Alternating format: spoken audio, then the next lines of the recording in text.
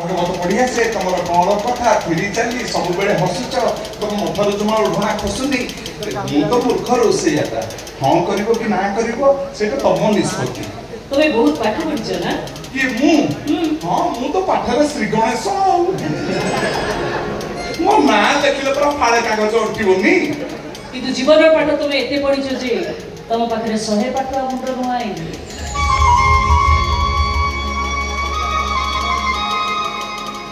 आखि पिछुड़ा के तमे जगन्नाथ पुणे आखि पिछुड़ा के तमे दास जगन्नाथ